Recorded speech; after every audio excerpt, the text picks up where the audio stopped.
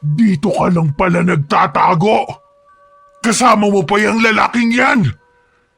Ilang beses ko nang sinabi sa'yo na hindi ka pwedeng umibig sa hindi nating kauri. Napakatigas talaga ng ulo mo, Alma. Ipinagpalit mo si Ramon sa isang hamak na magsasaka. Nay, pakiusap. Hayaan niyo na po akong mamuhay ng payapa kasama ng lalaking mahal ko. Wala akong gusto kay Ramon. At kahit kailan, hindi ko siya mamahalin. Kailangan parusahan ng lalaking yan dahil sa paglayo niya sa'yo. Kaya pala bigla ka na lang nawala sa araw ng kasal niyo ni Ramon. Yung pala nakipagtanang ka na sa lalaking yan. Nay, pakiusap. Huwag niyo saktan si Pablo. Mahal ko siya. At sana naman ay hayaan niyo na kami. Hindi maaari.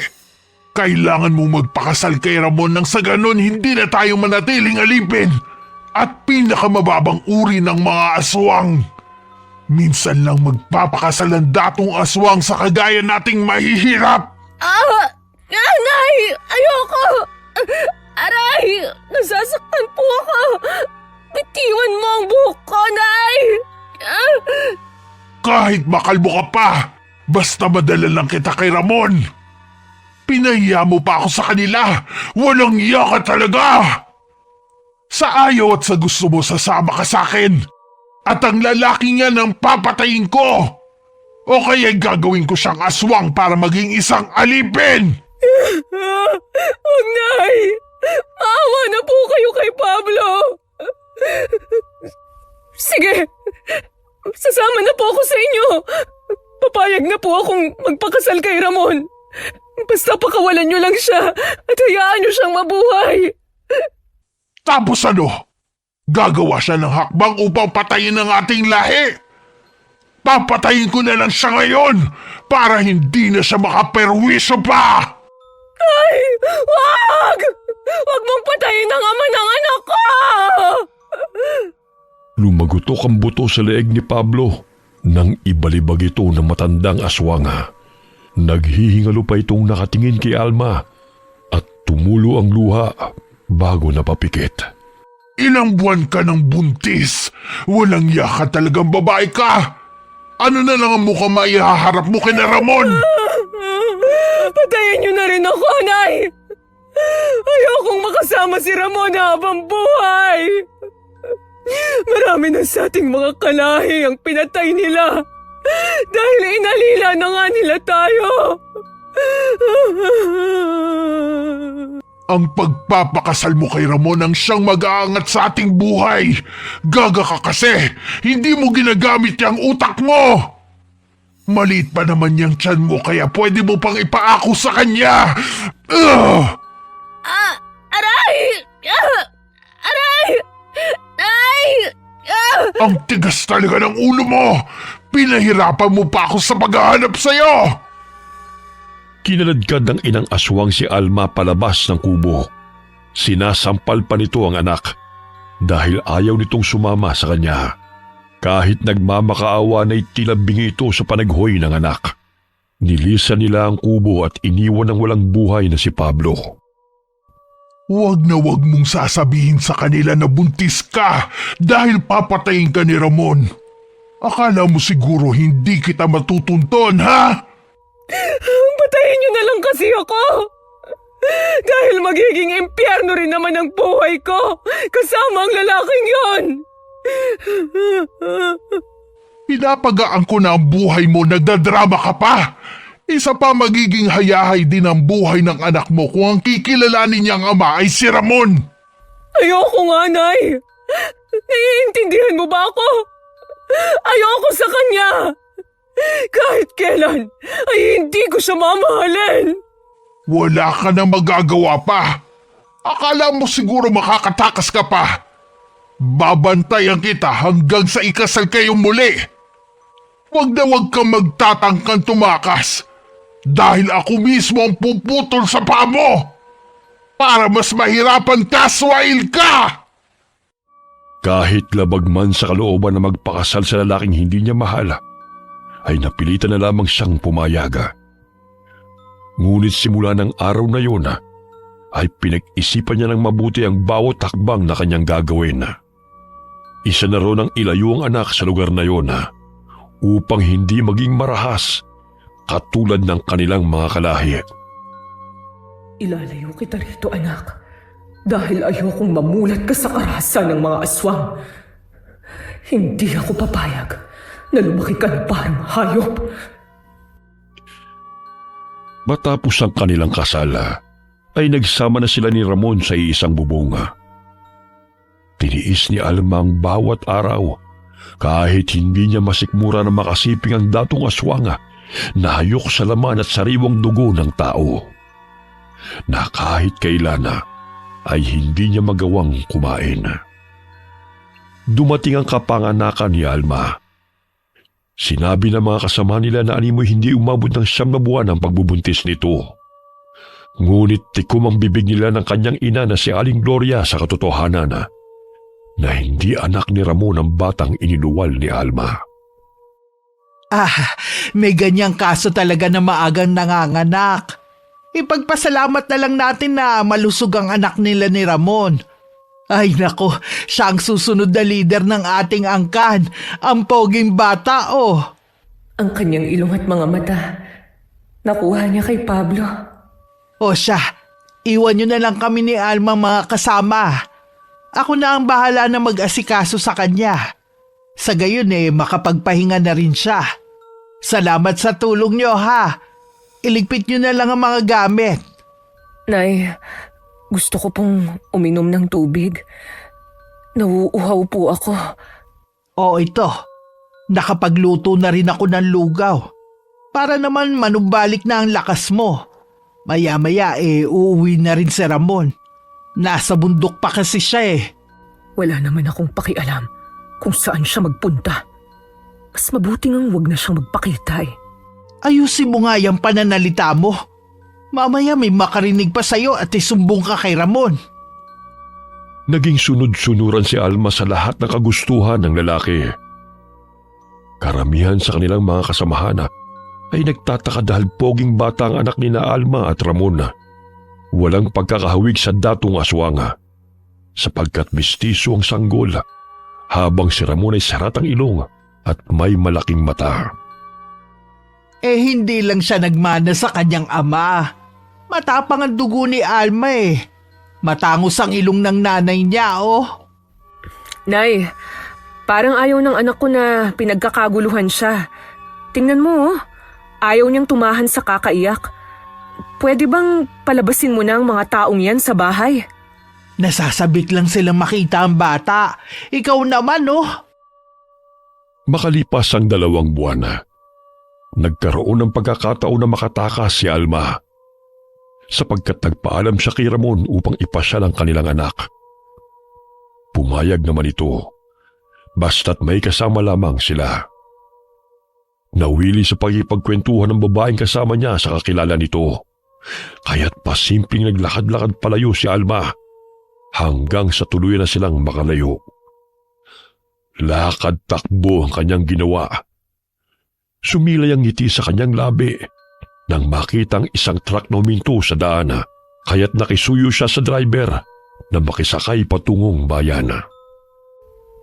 Manong, kailangan kong madala sa ospital ang anak ko dahil nilalagnat po siya.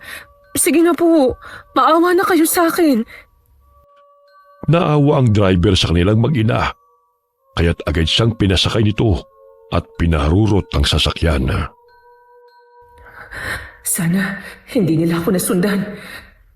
Anak, lalayo tayo sa lugar na ito dahil ayokong maging katulad kanila. Mahal na mahal kita at ang tunay mong amang si Pablo. Bumaba sila ng bayan at nagpasalamat sa driver. Mahigpit niyang niyakap ang anak at naglakad kahit hindi niya alam kung saan patutungo.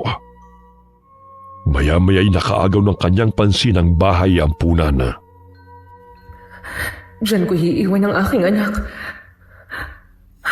Ayun, may babaeng lumabas. Kahit papano'y alam ko kung sino ang kukuha sa kanya. Dahan-dahang inilapag ni Alma ang sanggol sa gate at nagtago sa mga halaman.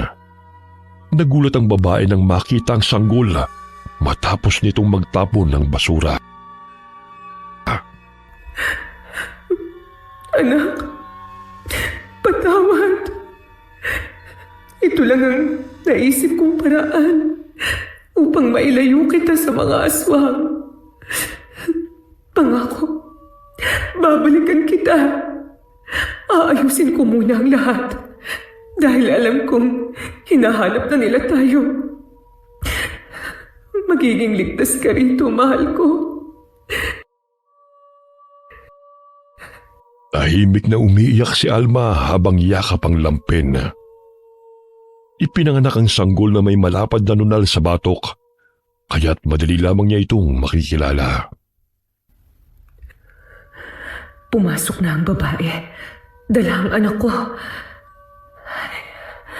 Naway, maging ligtas ka, anak. Bibisitahin kita rito kapag maayos na ang lahat.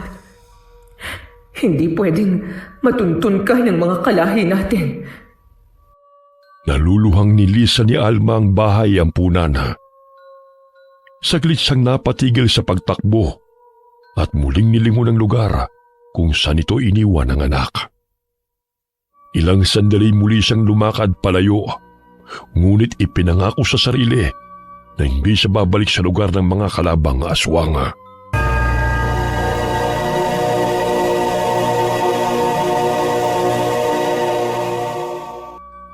Lumaking tahimik ngunit magalang ang batang si Gabriel. Walang may gustong umampon sa kanya dahil madalas itong nagtatago at mahiyain. Ngunit nakaagaw ng kanyang atensyon si Ginoong Gustavo, isang mayaman na madalas bumibisita sa bahay ampunan upang magpaabot ng tulong sa mga bata. Nilapitan nito ang 8 taong gulang na si Gabriel at kinausap.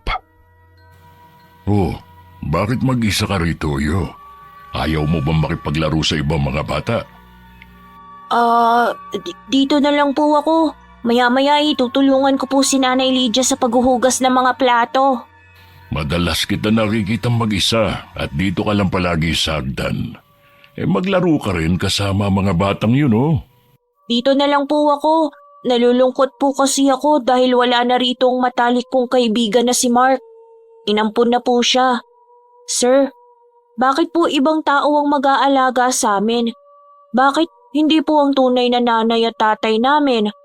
Hindi po ba kami nila mahal kaya iniwan nila kami rito? Gustuhin mang kayong alagaan ang tunay ninyong mga magulang, siguro may problema lang sila. O baka hindi pa sila handa sa kanilang responsibilidad kaya kayo nandito. Pero hindi ibig sabihin na hindi nila kayo mahal. Pero bakit iniwan nila kami rito kung mahal nila kami? Madaldal ka rin pala. Halika na. Dumating na yung mga pagkain na pinadeliver ko. Tulungan mo muna akong buhatin yun. Sige po, sir. Oh, gusto mo ba ng spaghetti at pritong manok? Opo. Abay, tamang-tama. Marami akong in-order dito. Magpakabusog ka mamaya, Gabriel, ha? Para naman tumaba ka. At saka huwag kang sumimangot. Sayang ang kapugian mo. Sir Gustavo, bakit po ang bait ninyo sa amin? Ikaw lang kasi ang palaging nakikita kong binibisita dito sa amin at nagdadala ng masasarap na pagkain. Nanggaling din kasi ako sa hirap. Naging palaboy sa lansangan. Kaya alam ko ang sitwasyon niyo rito sa bahay ampunan. Gusto mo bang doon ka na sa bahay ko manirahan? Ang pamangkin kong si Larry na lang ang kasama ko ron Kaya lang, baka po bumalik ang nanay ko rito at hanapin ako. Ay, di sabihin natin kay Lydia na tawagan niya ako kapag pumunta rito ang nanay mo. Ayos ba yun sa'yo? Talaga po, sir? Oo naman. Gusto mo doon na rin siya sa bahay manirahan para magkasama na kayo. Sige po, sir. Sasama po ako sa'yo. Naging foster parent ni Gabriel si Ginoong Gustavo. Ramdam ng Ginoo ang pangungulilan ng bata sa pagmamahal ng mga magulang nito. Sapagkat maaga rin siyang naulila at nakikita niya ang sarili kay Gabriel. Makalipas ang 1 linggo, ay isinama na ng Ginoo ang bata sa bahay nito. Oh, Gabriel, nandito na tayo. Ito na ang bago mong tirahan. Ang laki po ng bahay niyo, Sir Gustavo. Mas malaki pa po kaysa sa bahay ampunan. Abay, hindi naman. Malaki lang tignan dahil malawak ang parking area at ang garden. Papakilala kita mamaya kay Larry. May pagkapilyo ang batang yun pero mabait naman. Sige po, sir. Huwag kang mahiya dito, Gabriel, ha? Ituring mong sariling bahay ito. Kumain ka kapag gutom ka. At saka, sabihan mo lang si Mameng ng mga kakailanganin mo. Opo. Nabaling ang kanyang paningin sa lalaki na bumaba ng hagdan. Maangas sa mukha nito. Taliwas sa sinasabi ng Ginoo na mabait. Parang hindi naman mabait ang lalaking yan. Nakakatakot ang mukha niya. Ayan na pala ang Kuya Larry mo. Siya ang kasama mo rito dahil ang 2 anak ko'y nasa Amerika na nakatira. Dahil doon ang kanilang trabaho at may pamilya na rin. Ang asawa ko naman, pumanaw na. Good afternoon po, Sir Larry. Anong good sa afternoon, ha? Sabi mo nga sa akin. Larry, wag mo naman takutin tong si Gabriel. Mamaya umiyak pa yan. Joke lang. Oh, Gabriel, welcome ka sa bahay na ito. Huwag ka matakot sa akin. Makulit lang talaga ako. Ihatid ko na muna siya sa magiging kwarto niya, ha? Para makapagpahinga na tong si Gabriel. Tito, may babayaran pala kami sa eskwelahan bukas. 3,000 po. Parang walang katapusan na bayaran naman yan, ah. Nung 1 linggo humingi ka rin sa akin. Alam mo namang graduating na ako eh. Kung wala naman po kayong pera sa ngayon, maghahanap na lang ako ng paraan para magkapera. Magtatrabaho na lang ako sa fast food na pinapasukan ng kaibigan ko. Oh, eto na ang 5,000. Pati allowance mo na yan, ha? Maraming salamat, Tito. Siya, maiwan ko na muna kayo. May gagawin kasi akong project eh. Pangiting bumalik ng kwarto si Larry matapos na makahingi ng pera sa tiyuhin. Minsan ay wala naman itong bayarin, ngunit ginagastos nito ang pera para sa barkada. Bagamat naging masipag si Gabriel sa gawaing bahay, kahit na hindi siya inutusan, kaya't naging madali ang trabaho ni Aling Mameng dahil sa tulong niya. Oh, Gabriel, bakit ikaw naghuhugas ng mga plato? Iwan mo na yan kay Mameng.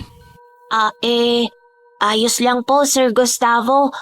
Wala naman po akong ginagawa para makapagpahinga naman po si Nanay Mameng. Ang bait mo talagang bata. Basta kapag napagod kay magpahinga ka rin, ha? Opo, sir. Kaya ko naman to eh. Malapit lang din ang paaralan sa bahay na tinutuluyan nila, kaya't nagpatuloy si Gabriel sa pag-aaral sa elementarya. Naging maganda ang buhay niya sa pangangalaga ni Ginoong Gustavo. Ngunit nararamdaman niya na hindi siya gusto ni Larry dahil minsan ay kinukutusan siya nito kapag nagkakasalubong sila at sasabihin lang na nagbibiro lamang ito. Nang araw na yun ay maagang umalis ng bahay ang Ginoo dahil may aasikasuhin nito sa talyer na pagmamayari nito. Habang nag-aalmusal si Gabriela ay napadaan ng lalaki sa likuran nito. Masarap ba ang pagkain, Gabriel? Oo kuya. Gusto mo bang ipagain na kita? Wag na. Nawawalan ako ng gana kapag nakikita kita eh. Nadala mo sa pagpapaawa si Tito, kaya kanya dinala rito. Unang kita ko pa lang sa'yo, nararamdaman kong may gagawin ka ng masama. Siguro magnanakaw ka, no? Hindi po kuya. Kung hindi ka magnanakaw, siguro tauhan ka ng sindikato na kukunin ang loob ng Tito at sa huli, gagawan ng masama. Hindi ko po yan magagawa sa kanya.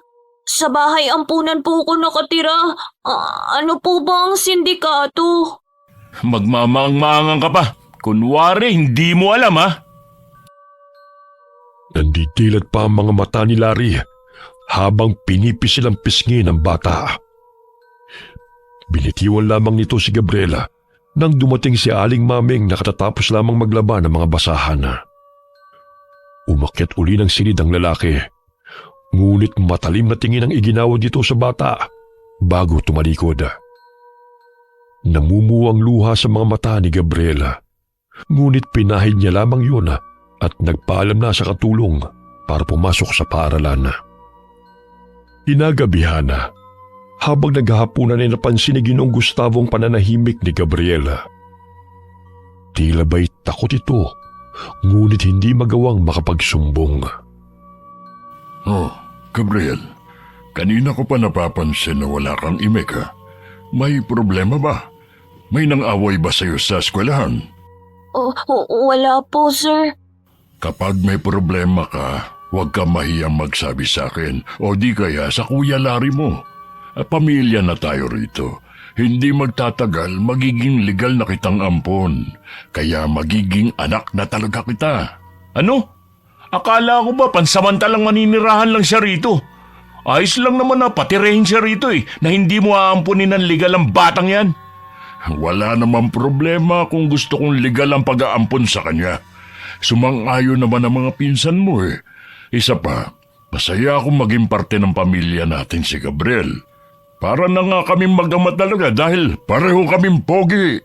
Baka kasi dumating ang mga totoong mga magulang yan at kunin siya kapag pinamanahan mo na yan. Ay naku Larry, kung ano-ano talaga ang iniisip mo. Kumain ka na nga lang. Kaya siguro mukhang takot si Gabriel dahil tinatakot mo, no? Ay, hindi Nag-uusap lang naman kami paminsan-minsan At saka, bakit siya matatakot sa akin? Ang bait-bait ko nga sa kanya. Basta ayokong inaaway mo tong si Gabriel. Mabait siyang bata kaya pakikitunguhan mo siya ng maayos.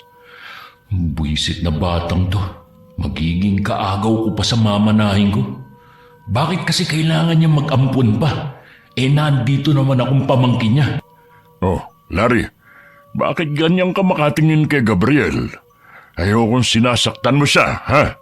Sa oras na malaman kung may ginawa ka sa kanya na hindi ka nais-nais, ako makakalaban mo. Ano naman po ang gagawin ko sa kanya? Mabait naman ako. Tsaka, wag lang siya makulit o makakasira ng mga gamit ko para wala po kaming problema. Gusto ko lang na magkasundo tayong lahat sa pamamahay na ito. Ayoko nang away dahil pareho kayong importante sa akin kaya kayo narito. Hindi ko naman siya inaano At saka bunsong kapatid na ang turing ko sa kanya. Di ba, Gabriel? Tumango na lamang siya at nanatiling tahimik. Matapos kumain ay agad na siyang pumasok ng kwarto upang magbasa ng mga aralin. Bagamat muling sumagi sa kanyang isipan ang sinabi ni Larry na baka miyembro siya ng sindikato. Bakit kaya niya naisip na miyembro ako ng sindikato? Si Nanay Lydia at ang mga bata sa bahay ampunan lang naman ng mga kasama ko Hindi ko magagawang saktan si Sir Gustavo na naging mabait sa amin. Mukhang siya pa nga tong salbahe, hindi ako Masayang ibinalita ni Ginoong Gustavo kay Gabriela na legal niya na itong inampuna nang maayos na nito ang adoption paper.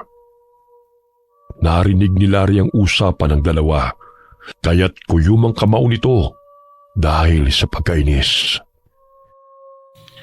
Hindi pwedeng manatili ang batang yan dito.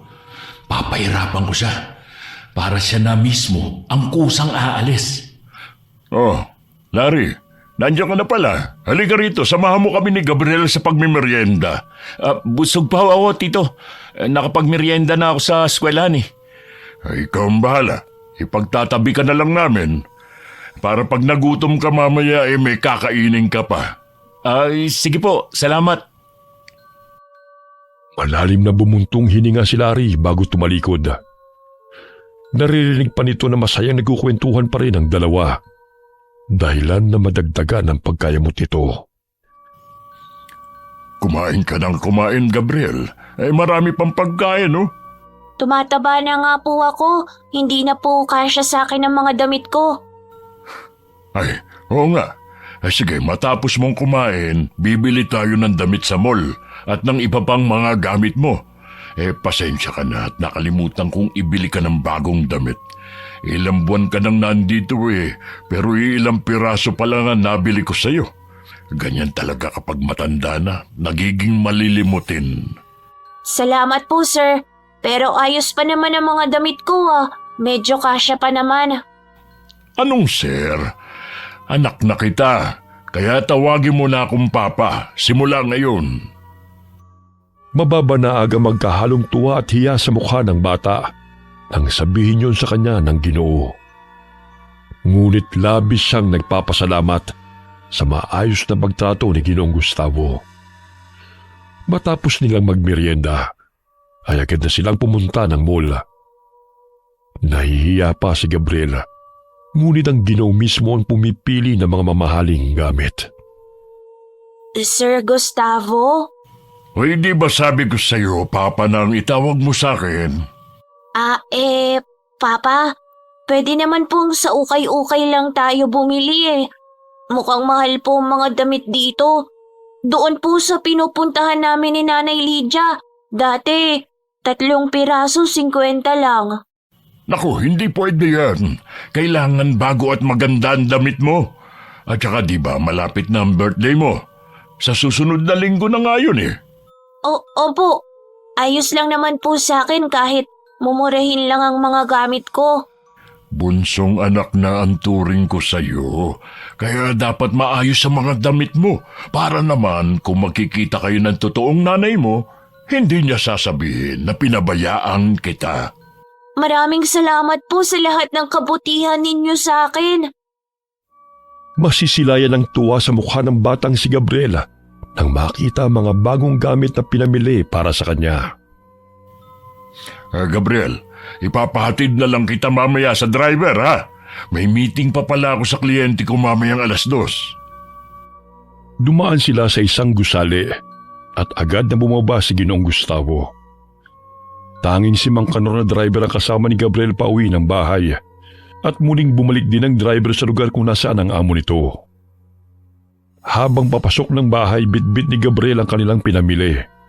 Sinalubong siya ni Larry na nooy maangas na nakatingin sa kanya. Aba naman, may bagong damit Pero parang hindi naman bagay sa'yo yan, bata.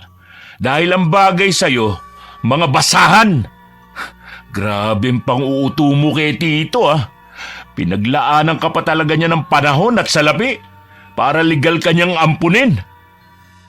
Tahimik lang na napatingala si Gabriel sa kanya at malamlam ang mga mata. Binatukan pa niya ito at nakita yun ni Aling Maming. Kaya't dali-daling tumakbo ang katulong patungo sa kinaroroonan ng bata at inilayo ito kay Larry. Ikaw, Aling Maming, wag kang magsusumbong kay Tito, Dahil malilintikan ka rin sa akin. Inakay na lamang ng katulong si Gabriel patungo sa kwarto nito. Dahil napapadalas na nitong nakikitang sinasaktan ni Larry ang bata at pinagsasabihan ng masama.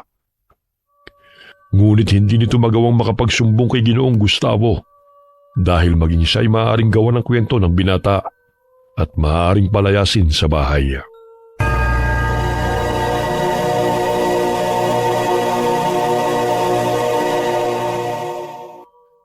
Lumipas sa mga taon hanggang makatungtong si Gabriel sa 3rd year high school. Hindi pa rin nakakagraduate sa engineering si Larry dahil pagbubulak-bulang inaatupag nito imbis na pag-aaral. Dahilan para madalas silang magtalo ng kanyang tiyuhin. Larry, ano tong nababalitaan kung 1 taong ka nang hindi pumapasok sa eskwelahan? Gayong madalas ka namang nanghihingi ng pera sa akin na pambayad ng tuition mo. Hindi ka na pumapasok, pero hindi mo sinasabi sa akin. Nilulustay mo lang ang pera na binibigay ko sa'yo. Kasi Tito, plano ko kasing sa susunod na taon na lang ako magpapatuloy sa pag-aaral. Medyo nahirapan lang kasi ako ngayon. Inuuna mo pa kasi ang pagbabarkada na wala namang naidudulot ng mabuti sa'yo. May nakakita sa inyo sa bar at may nakapagsumbong sa akin na madalas raw kayo doon.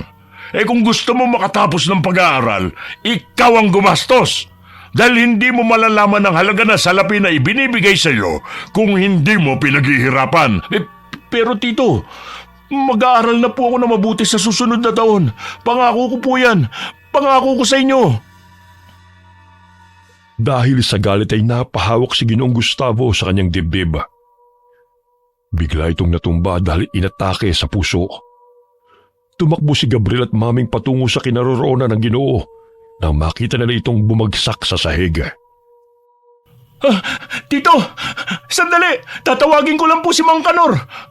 Papa, dadalhin po namin kayo sa ospital. Huwag niyo po kaming iwan. Tumawag ng ambulansya si Aling Maming. Ilang sandali dumating rin ang mga ito dahil nagkataon na day off ng araw na yun ang kanilang driver. Tulungan niyo po si Papa. Iligtas niyo po siya. Umalis ka nga dyan, bata! Alam na ng mga nurse ang gagawin nila, kaya huwag mo na silang paalalahanan pa. Umiiyak na nakatanaw si Gabriel habang pinapasok sa ambulansya ang Ginoo na nooy nilapatan na ng first aid. Sumunod sila ni Aling Maming sa ospital. Ngunit bumagsak ang kanilang mga balikat nang sabihin ng doktor na pumanaw na si Ginoong Gustavo. Baka naman po, may paraan pa na maisalba ang buhay niya. Pakiusap, ulitin niyo po ang pagsusuri sa kanya. Huwag ka nga makulit, bata. Sinabi na nila na patay na si Tito, di ba? Kasalanan mo kung bakit siya inatake sa puso. Ginalit mo kasi siya. Gusto mo bang basagin ko yung bibig mo? Ikaw ang mahala sa bahay kaya namatay si Tito eh. Simula nang dumating ka, naging mainit na ang dugo niya sa akin. At ikaw na lang ang nakikita niyang tama. Ikaw may kasalanan ng pagkamatay niya, hindi ako. Bakit ako sisisihin mo? Ikaw nga itong kumukuha lang ng pera niya eh. Naka-uniform ka nga sa tuwing umaalis ng bahay. Pero hindi ka naman pumapasok sa paaralan. Kahit maraming tao'y sinapak ni Larry ang binatilyo, kaya't inawat sila ni Aling Maming. Napasandal si dingding si Gabriela at niyakap ng matandang babae. Kuyum ang kamao ng binatilyo habang matalim na nakatingin sa lalaki. Hindi lang yan ang aabutin mo kapag inubos mo ang pasensya ko. Palamunin ka lang din naman. Hindi ka namin kadugo, kaya wala kang karapatang pagsalitan ako ng kung ano-ano, sampid! Binurol lang ilang araw si Ginoong Gustavo sa bahay nito. Dumating ang kanyang mga anak galing Amerika. Ngunit matapos ang 3 araw ay inilibing rin ito at agad na bumalik ang mga anak nito sa ibang bansa. Gustong palayasin ni Larry si Gabriela. Ngunit nakasaad sa habilin ng Ginoo sa testamento nito na hindi pwedeng palayasin si Gabriel sa bahay na yun dahil legal na nitong ampon ng binatilyo. Nadagdagan ang pagkamuhi ni Larry kaya't hinayaan na lamang nito na tumira doon si Gabriel. Hindi naglaon ay nasangkot sa sindikato si Larry. Dinudukot nila ang mga kabataan at kababaihan para ibenta sa mga banyaga. Maging si Gabriel ay hindi nakatakas sa grupo dahil siya mismo ang pinababantay sa mga bihag ng mga ito. Kuya, saan niyo po ko dadalhin? Hindi naman to ang daan ng bahay natin ah. Tumahimik ka nga! Ang ingay-ingay mo, mamaya mabangga pa tayo. Sino po yung mga batang kasama natin? Saan niyo po sila dadalhin? Malalaman mo lang yan pag nakarating na tayo sa pupuntahan natin. Kinabahan si Gabriel dahil nadidinig niya ang iyak ng mga bata. Nakikilala pa niya ang 3 lalaki na naroon na siyang kaibigan ni Larry. Ramdam niya na may masamang binabalak ang mga ito sa kanila. Kuya, pakiusap. Pakawalan niyo na po kami oh. May pasok pa ako bukas eh. Sino ba nagsabi sa iyo na mag-aaral ka pa? Simula ngayon, maninilbihan ka na sa amin. Ang laki ng atraso mo sa akin ha. Kaya pagbabayaran mo yun. Kuya, gusto ko na pong umuwi. Hinihintay na po ko ni Aling Maming. Sinabi ko na sa'yo na tumahimik ka. Gusto mo pa yatang masampulan eh. Kuya, wag! Pakiusap! Ilayo mo sa akin yung baril. Tatahimik na po ako. Inuubos mo kasi pasensya ko. Isang salita mo pa, pasasabugin ko na yung bunganga mong buwisit ka! Palakas ng palakas ang kabog ng kanyang dibdib habang lumalalim ang gabi. Ilang sandali pa'y huminto ang sasakyan sa isang gusali. Napansin niyang nakatayo sa pintuan ng babae na si Lina na kinakasama ni Larry. Pinababa sila ng kotse at pilit na pinapasok sa gusali. Kuya, ano po bang kailangan niyo sa amin? Bakit niyo kami dinala rito? Ang daldal mo, kanina ka pa. Sumunod ka na nga lang kasi. Mabuti naman at sinama mo na yung si Gabriel. Naririndi na ako sa iyak ng mga bata. Kuya, pauwiin niyo na lang po kami pakiusap. Abay, hindi pwede. Perang dala ng mga batang yan. Bantayan mo silang mabuti, ha? Dahil kung hindi, ikaw ang mananagot sa amin. Itinulak pa siya ng babae. Dinala ang mga bata sa isang silid habang si Gabriel ay nasa kabilang kwarto. Dinig na dinig niya ang pagmamakaawa ng mga bata at ng ilang kababaihan. Sumilip siya sa butas ng pinto at nakita niyang kinakaladkad palabas ng silid ang isang dalaga. Huwag ka nang magpakipot pa. Limpak-limpak na salapi ang kapalit mo, Day. Kaya huwag ka nang umiyak dyan. Sumunod ka na lang kung ayaw mong masaktan. Binibenta siguro nila ang mga bihag. Kailangan kong gumawa ng paraan upang makatakas kami rito. Maging ako'y nasa panganib din. Hoy, Gabriel, lumabas ka nga dyan. Dalhin mo tong pagkain sa mga bata. Ang ingay-ingay eh. Kuya, hinahanap na rin po sila ng kanilang mga magulang. Pakawalan na po natin sila oh. Itiko mo yung bibig mo. Dito na sila at walang makakalabas hanggat hindi ko sinasabi. At ikaw, wag na wag kang gagawa na ikagagalit ko dahil tatamaan ka sa akin. Malakas nitong binatukan ng binatilyo at muling inutusan na dalhin ang pagkain sa mga bata. Pagbukas ni Gabriel sa kwarto, ay tumambad sa kanyang paningin ang ilang mga batang namimilipit sa sakit dahil sa bugbog ng mga kalalakihan. Naalaman din niya na ginagamit ang mga ito sa malalaswang aktibidad sa pamamagitan ng internet. Kumain na kayo. Kukuha lang ako ng tubig at bimpo para mapunasan na yung mga sugat ninyo. Huwag na kasi kayong magmatigas. Yan ang napapala ng mga hindi sumusunod sa utos. Pasalamat pa nga kayo dahil binibigyan pa kayo ng pagkain eh. Sa susunod na hindi kayo sumunod, ay hindi na kayo papakainin. Naiintindihan niyo ba ako? Ate Lynn, baka pwedeng pakawalan na lang po natin ang mga bata. Wala po silang kamuwang-muwang sa pinagagawa sa kanila eh. Mabuti ngang wala silang alam, di ba? Pwede ba? Huwag ka nang makialam kung ayaw mong masaktan. Pero mali po ang ginagawa ninyo sa kanila. Baka mahuli po tayo ng pulis. Tanga ka ba?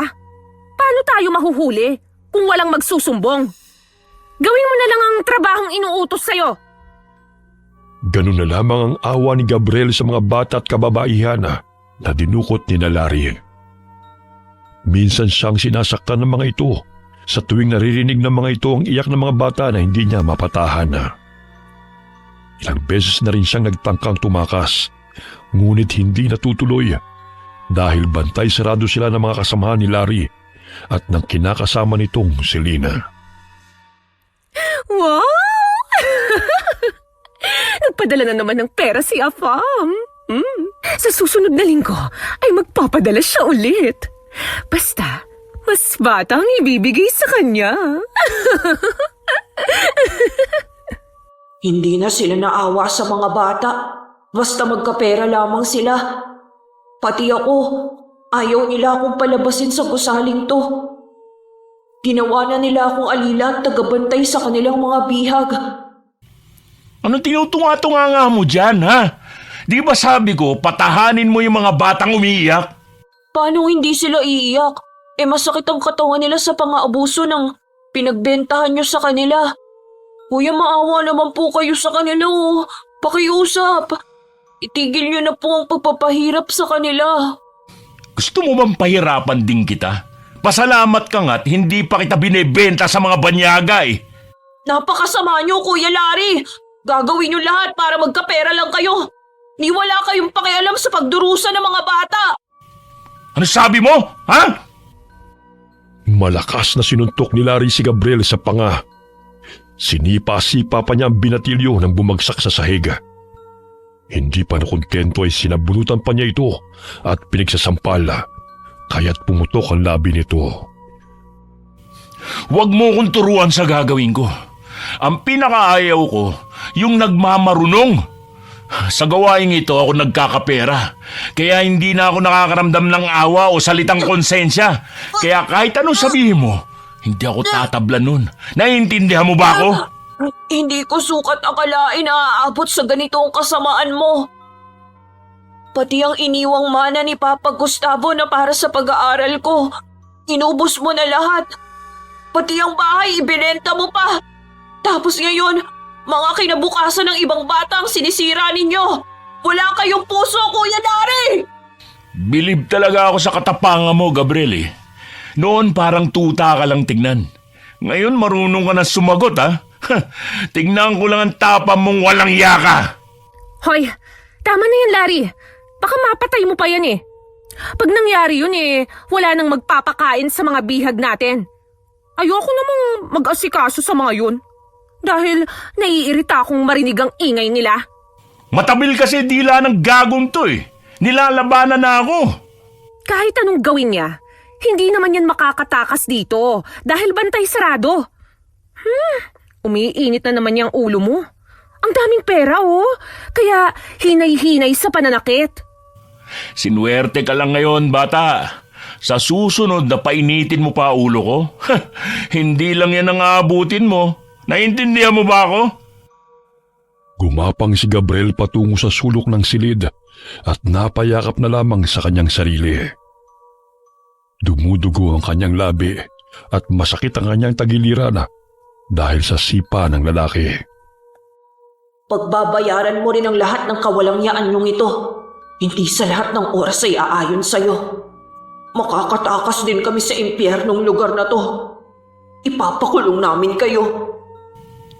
Anong tinitingin-tingin mo, ha? Ayan ka na naman.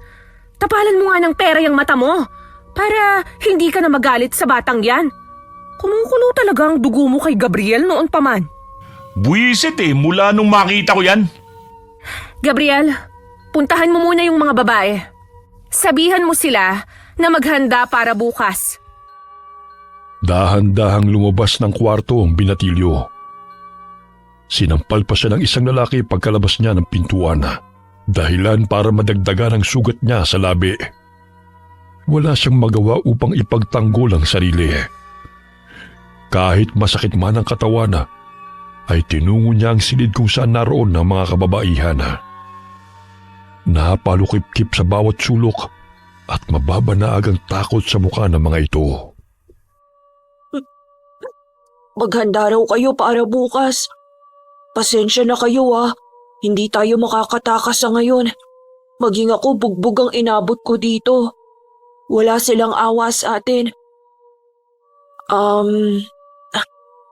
Ito pala. Tinapay, kumain na muna kayo.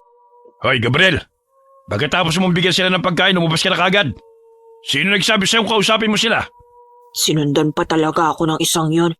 E di sana siya nalang nagbigay ng pagkain dito. May sinasabi ka ba, ha? Huwag ka magtatangkang tumakas.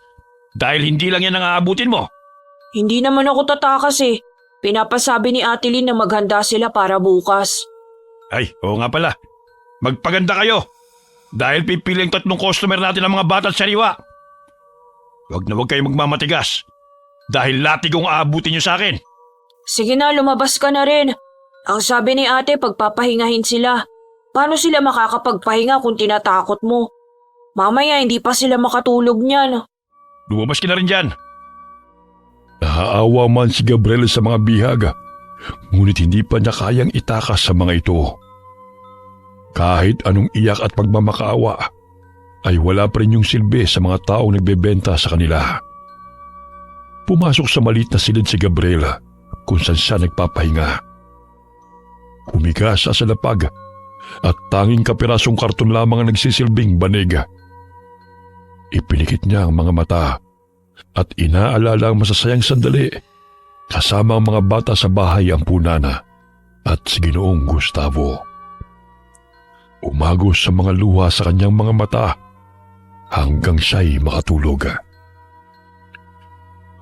Samantala, napabalikwas ng bangon si Alma mula sa mahimbing na pagkakatulog nang makaramdam ng hindi mawaring kaba. Tumingala siya sa buwana at sumagi sa kanyang isipan ang kanyang anak at muling niyakap ang lampin. Mahal kong anak, kumusta ka na? Walang araw na hindi kita iniisip. 15 taon matapos kitang iniwan sa bahay ampunan. Pasensya ka na kung natagalan ang aking pagbabalik sapagkat maraming hadlang at alam kong mas mapanganib kung masusundan nila ako. Pinatay nila si inay sa pag-aakalang siya ang nagpatakas sa akin. Nahuli ako ng mga tauhan ni Ramon. Mabuti na nga lang at maaga kitang iniwan sa bahay ampunan na yon. Ngayong napatay ko si Ramon at nakatakas mula sa mga tauhan niya, babalikan kita, mahal kong anak. Ano kaya ang ipinangalan sa'yo nang nagpalaki sa'yo? Peter ang naisipan kong ipangalan sa'yo eh. Mahal na mahal kita, anak. Magkalayo man tayo, ngunit hindi ka nawala sa isipan ko. May nangyari bang masama sa'yo, anak? Dahil pakiramdam ko sa tuwing kumikirot ang nunal ko sa likod, ay masama ang pakiramdam mo. Dahil yun ang nararamdaman ko sa tuwing hindi maganda ang pakiramdam mo noon. Tila ba'y iyon ang nag-uugnay sa ating dalawa. Babalikan kita, anak. Hindi ako nawawala ng pag-asa na balang araw ay magkikita tayong muli. Nagising si Gabriel nang marinig ang malakas na sigawan ng mga kababaihan. Sunod-sunod din ang putok na kanyang narinig, kaya't napalukip-kip siya sa sulok ng silid. Ano kaya ang nangyayari? Bakit may mga putok? Hindi kaya may mga pulis nang nakapasok dito upang iligtas kami? Kung gayon makakatakas na kami sa lugar na to. Hoy, Gabriel! Anong tinutunga-tunga nga mo dyan? Tulungan mo si Vincent na ilibing yung bangkay ng walang hiyang babae yun. Buisit! Bakit kuya? Ano po bang nangyari? Huwag ka na maraming tanong pa. Punta mo na lang ang kwarto kung saan naroon si Vincent at ilibing kaagad yung bangkay. Ilang beses na sinabing mag-ingat eh. Sige ho. Ay nako! Umingit na naman ang katawan ni Vincent. Hindi talaga makontento sa isang babae lang. Gusto tikman lahat. Ayan tuloy, muntik na siyang paglamayan. Mabuti na lang at maagap niyang nabawi ang baril. Loko-loko talaga ang lalaking yun. Lahat ng babae dito tinikman na nga eh. Hindi pa makontento. Pinagnasaan pa ang bago. Yung pa naman sanang bibigay ko sa customer natin bukas. Bayad na ba yun? Oo, papalitan ko na lang. Mapapakiusapan naman siguro yun. Hindi masikmura ni Gabriel ang pinaggagawa ng mga ito sa mga bihaga. Sinusunod na lamang niya ang mga pinag-uutos ng mga ito dahil puro latay at sugat na rin ang kanyang katawan kapag hindi siya sumusunod.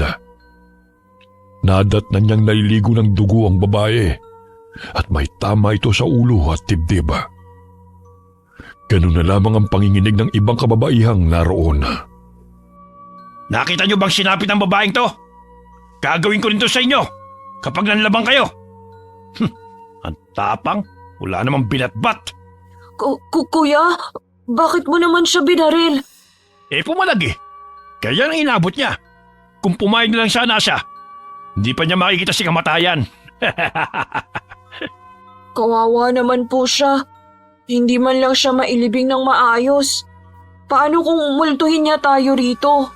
Nagpapaniwala ka pa talaga sa multo, ha? Magsimula ka na maghukay sa likod para maibawon ko na ito. Daliman mo ha, para hindi mangamoy. Ano kaya kung ibalik mo na lang sa pamilya niya? Para naman mabigyan siya ng maayos na libing Ang hina talaga ng utak mo, no? Eh di pag binalik natin to, mahuhuli pa tayo. Ang bobo mo talaga. Palibasa wala nang laman yung utak mo eh. Paano magkakalaman? Eh hindi nyo nga kami pinapakain ng maayos. Samantalang kayo, nagpapakasasa sa perang bunga ng kawalangyaan ninyo. Hoy, titignan mo na lang ba yan? O tutulungan mo ako sa pagbubuhat? Tutulong na po. Awang-awa si Gabriel sa babaeng pinatay ni Vincent. Naririnig pa niya ang tawanan ng mga kasamahan nito habang kinakantsawa ng naturang lalaki. Umiiyak ang binatilyo dahil hindi niya lubos maisip na magagawa niyang maglibing ng bangkay ng inosenteng tao. Ang dapat na ililibing dito, kayong mga asal hayop. Sana, maranasan nyo rin kung paano nyo saktan at pahirapan ang lahat ng dinukot nyo. Sa gayon kayo naman ang magbakaawat, umiyak kagaya nila. Tumingala siya sa maliwanag at bilog na buwan at paulit-ulit niyang sinasambit ang hinanakit niya kina Larry at sa mga kasamahan nito. Tila ba'y nadidinig ni Alma ang panaghoy ng kanyang anak na umaalingaw-ngaw sa kanyang pandinig habang nakatingala rin sa maliwanag na buwan. Nararamdaman kong nasa panganib ang aking anak. Lumalakas ang kanyang enerhiya ngayong bilog ang buwan. Batid kong kailangan niya ang tulong ko. Nagsimulang maglakbay si Alma palabas ng gubat, malayo sa lugar ng mga aswang. Doon siya pansamantalang tumira matapos niyang mapatay si Ramona at muling makatakas mula sa pagmamalupit ng datong aswang at ng mga kalahi nito. Pupunta siya sa bahay ampunan kung saan niya iniwan ang anak. Nagbantay siya ng sasakyan na mapapadaan hanggang sa sumapit ang umaga. Ayun, may truck. Kailangan kong makasakay doon. Buong magdamag na akong naghihintay. Malayo pa lamang ay ikinakaway na niya ang kanyang kamay. Kaya huminto ito at pinasakay naman siya ng driver. Tinakpan na lamang niya ng balabal ang kanyang peklat sa muka. Sa gayon ay hindi matakot ang driver sa kanya. Napansin niyang palingon-lingon ito sa kanya. Kaya't pinaliwanag niya ang nangyari sa kanyang muka. Huwag po kayong matakot sa akin. Hindi po ako masamang tao. Nagkaganito lang ang itsura ko dahil sa pagmamalupit nila sa akin. Kaya't nagkaroon ako ng malalim na peklat sa pisngi at noo. Napansin ni Alma na kumalma ang mukha ng driver. Mahigit 3 oras din ang kanilang nilakbay patungong bayan at agad siyang bumaba nang makarating sa palengke kung saan ang daan patungong bahay ampunan. Malaki na rin pala ang pinagbago ng lugar na ito. Marami ng gusali ang naipatayo. Pero nandito pa rin naman siguro ang bahay ampunan. Kailangan kong hanapin yun para muli kong makita ang anak ko. Ayun! Nagbago lang ang kulay ng pintura. Pero parehong pangalan pa rin ang nakalagay. Angel's Homes. Ay, mabuti na lang. Kahit papano'y tinuruan ako ni Pablo magbasa. Hindi ako masyadong nahihirapan. Babantayan ko ang sino mang lalabas dyan para makapagtanong ako tungkol sa batang iniwan ko. 15 taon na ang nakakaraan. Naghintay si Alma sa labas ng bahay ampunan hanggang sa lumabas si Aling Lydia upang mamalengke. Kaya't kahit puyat may tumayo siya mula sa pagkakaupo at dali-daling nilapitan ng matandang babae. Siya yung babaeng kumuha ng aking anak. Tumanda lang siya pero sigurado akong siya ngayon. Ale, magandang araw ho. Maaari ba kitang makausap saglit? Pakiusap, kahit sandali lang. Gusto ko lang kasing makibalita tungkol sa batang iniwan ko. 15 taon na ang nakakaraan. Yung batang lalaki na may malapad na nunal sa leeg. Saglit na napahinto si Aling Lydia at kinausap si Alma. Ayaw pa sana nitong magbigay ng impormasyon tungkol kay Gabriel, ngunit mapilit ang babae. Kaya't sinabi na nito na may umampun sa bata. Ngunit namatay rin ang matandang umampun rito, at sa pagkakaalam nito ay naiwan sa kamag-anak ng Ginoo. Pero wala na silang alam kung nasaan na si Gabriela. Maraming salamat sa impormasyon. Hindi ko naman guguluhin ang buhay ng anak ko kapag nalaman kong masaya na siya sa buhay niya ngayon. Ang gusto ko lang, masiguro na ligtas siya. Dahil ayokong sapitin niya ang masalimuot na buhay na nangyari sa akin. Matapos nilang makapag-usap, ay agad nang sumakay ng tricycle si Aling Lydia. Naiwan sa kalsada si Alma. Nilalayon siya ng mga tao sa pag-aakalang baliw siya o di kaya natatakot dahil nakatalokbong siya ng balabal upang maitago ang mga peklat sa kanyang muka, sanhi ng pagpapahirap ni Ramon sa kanya. Anak, alam kong kailangan mo ng tulong ko. Nararamdaman ko ang bawat sakit na nananalaytay sa katawan mo. Gabi-gabi kong naririnig ang iyak mo na umaalingaw-ngaw sa aking pandinig. Hindi ako susuko na hanapin ka at aalamin ko kung sino ang nananakit sa'yo. Hindi na malaya ni Alma na nakarating na siya sa isang fast food chain. Malakas na bumusin ang itim na sasakyan nang bigla siyang tumawid sa kalsada. Hoy, tanda! Magpapakamatay ka ba? Kung wala lang talaga mga taong dumadaan, sinagasaan na kita eh. Tumabi ka nga dyan! Paharang-harang ka sa dinadaanan ko eh. Siya ang lalaking nakikita ko sa aking panaginip. Ilang araw na. May patalim at sinasaktan ng batang lalaki. Hindi kaya may kaugnayan siya sa anak ko? Bingi ka ba o bulag? Gusto mo yata sunduin ka na ni Kamatayan eh. Kamatayan? Kaano-ano mo ba siya? Pilosopo ka pa ha? Kung sasabihin kong kakambal ko si Kamatayan, aalis ka na ba sa daan? Aalis ka o sasagasaan na lang kita? Matalim siyang tinitigan ni Alma, maging ang kasama nitong babae. Tumabi sa gilid ng kalsada si Alma, ngunit ibinato ni Larry ang inunguya niyang chewing gum sa babae. Hoy! Bakit sa akin mo itinapon ang iyong basura? Mukha ba akong basurahan? Mukha kang basahan. Paharang-harang ka pa sa daan. Buti sana kung mapagkakakitaan ka eh. Eh kahit asong ulol, ayaw sa'yo. Bastos na lalaking ito. Kailangan ko siya sundan dahil nararamdaman kong may alam siya kung nasan ang anak ko. Oh, bakit ganyan ka makatingin? Ha? Siguro napupugian ka sa akin, no? Tumabi ka na nga. Mamaya magbago pa ang isip ko at kumalat pa yung utak mo sa kalsada. Humarurot ang sasakyan habang matalim na tinatanaw yun ni Alma.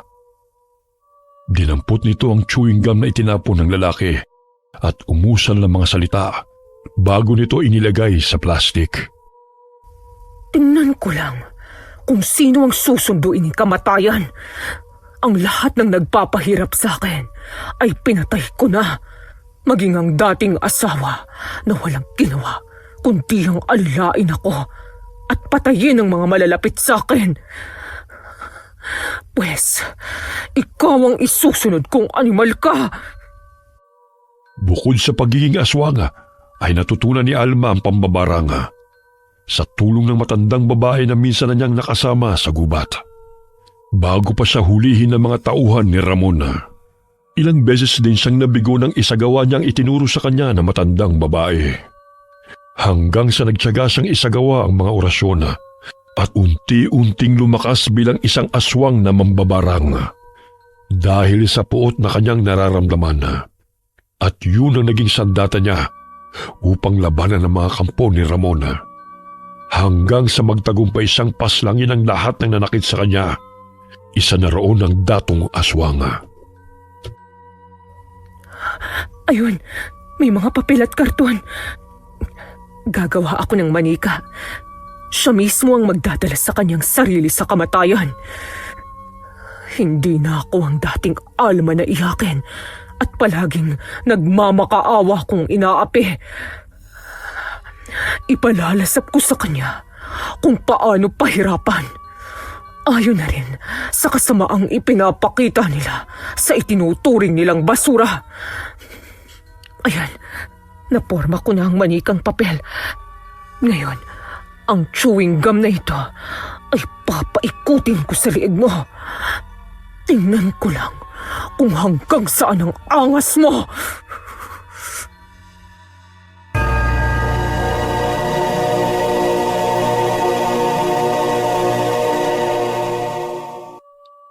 Samantala, muntik nang mabangga ang sasakyan na minamaneho ni Larry. Mabuti na lamang inaapakan ito kaagad ng preno. Ano ba, Larry? Gusto mo na bang mamatay? Magdahan-dahan ka naman sa pagmamaneho. Ha? May anino kasing biglang humarang sa daan eh. Hindi ko makita ang kalsada. Wala naman akong nakita, ha? Sinabi ko na sa'yo na tigil-tigilan mo muna ang paghit-hit ng pinagbabawal na gamot. Kaya ayan, kung ano-ano na naman ang nakikita mo. Ako na nga ang magmamaneho dyan. Mamaya madisgrasya pa tayo. Parang sakit ng lalamunan ko. Parang natutuyot. May tubig dyan. Baka lalagdatin ka. Kaya uminom ka na ng gamot bago pa yan lumala. Ilang araw ka nang hindi natutulog eh. Mamaya, magpahinga ka na lang. Kami na ang bahalang mag-asikaso sa mga kliyente natin. Nandyan naman si Vincent tsaka si Ron. Lynn, ang babae, mukhang sinusundan niya tayo. Ayun siya, nakikita ko sa side mirror. Nasaan? Wala naman Ay nako, guni-guni mo lang yan. Noong nakaraang araw inakala mong pusa ang batang tumatakbo, kaya binaril mo. Magpahinga ka na nga. Ikaw yata itong sabog eh. Ayan, malapit na siya sa atin. Ang layo-layo na ng tinakbo ng sasakyan natin. Hindi na niya tayo masusundan nun. Wala akong nakikita, okay? Hindi kaya siya isang multo? O di kaya masamang espiritu? Akala ko ba'y pera lang ang pinaniniwalaan mo? At hindi ka naniniwala sa multo. Kaya ang dali lang sa'yong pumatay, di ba? Pero sinusundan talaga niya tayo. Nawawala-wala siya, pero konti na lang at maabutan niya na tayo. Pagod lang yan, Larry. Matulog ka na nga. Kung ano-ano pa ang iniisip mo Mamaya, kakalma ka rin dahil tumawag na ang 2 afam sa akin at magpapadala sila ng pera. Balisa habang pinagpapawisan ng malamig si Larry sa loob ng de-aircon na sasakyan. Namumutla rin siya, kaya't uminom siya ng tubig. Ngunit tila ba'y hindi niya malulun ng tubig dahil sa sakit ng kanyang lalamunan. Nararamdaman kong unti-unting tumatalab na sa iyong katawan ang ginagawa ko. Paglalaruan muna kita bago ka patayin. Malapit ko na rin matuntun kung saan ang aking anak dahil palakas ng palakas ang enerhiyang nararamdaman ko mula sa kanya. Napatigil sa pagtusok ng matulis na bato sa manikang papel si Alma nang bigyan siya ng mag-ina ng tinapay. Biglang napatitig siya sa batang lalaki at naluluhang tinanggap ang inaabot itong pagkain. Maraming salamat sa inyo. Kahit papano may mabubuting tao pa rin sa mundong ito. Ilang sandali pa'y umalis sa mag-ina habang napangiti siyang tinatanong ang mga ito palayo. Muling nabaling ang paningin niya sa manikang papel at natatawang pinagmasdan ito. Pagdating ni Larry at Lynn sa gusaling pinagtataguan nila ng kanilang bihag, ay tila ba'y hindi mapakali ang lalaki. Dumiretso ito sa pinagpapahingahan nila ng kwarto at lumaklak ng gamot na pampakalma.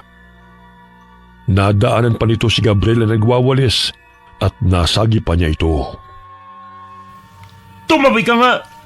Ano kaya ang nangyayari sa kanya? Gabriel, pakisabi kay Vincent na siya na muna ang bahalang pumili sa mga babae. Dahil masama ang pakiramdam ng kuya mo. Sige po ate. Buti sana kung mamamatay na yang si Larry para naman mabawasan ang salot sa mundo. Oh, bakit parang wala yata sa sarili si Larry?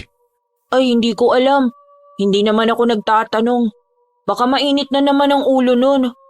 Linisin mo muna yung 3 kwarto. Mami, may matinding bakbaka magaganap. May 3 customer tayo ngayon. Kaya tiba-tiba na naman tayo. Gusto nilang personal na mahawakan ng mga bebot. Ayaw na nila sa internet lang. Palala ng palala na talaga ang kahalayan na ginagawa nila sa mga babae. Sana naman may tumulong na sa amin para makawala na kami rito. Marami na rin silang pinatay. Ngunit parang hindi man lang sila nakukonsensya. Sumapit ang gabi. Kahit anong gamot ang inumin ni Larry, ay hindi pa rin napapawi ang nararamdaman nitong sakit sa katawan. Dadalhin na lang kita kaya sa ospital para mabigyan ka ng tamang gamot. Aray, ang sakit ng katawan ko. Hindi ko na talaga kaya. Siguro mangkukulam yung babaeng pulubi kanina. Akala ko ba'y hindi ka naniniwala sa mga ganyan? Siya lang naman ang nakasagutan ko kanina eh. Isa pa, nakita kong sinusundan niya tayo. Oh, halika na. Bago ka pa mamatay dyan. Dahil sa'yo, hindi tuloy na tuloy ang mga big time na customer natin. Hindi ko nasagot muli ang tawag nila kanina eh. Pera na, naging bato pa. Ako pa talaga ang sisisi mo. Nakikita mo namang sumasakit na ang buong katawan ko, di ba? Aray! Nandiyan naman sina Vincent at Rona. Inalalayan ng babae si Larry palabas ng kwarto. Tinulungan din sila ng mga kasama nito na sumakay ng kotse dahil kahit maglakad ay hindi na makayanan ng lalaki. Nagkaroon ng pagkakataon si Gabriel na itakas sa mga kababaihan kaya't sinabihan niya mga ito na magsipaghanda.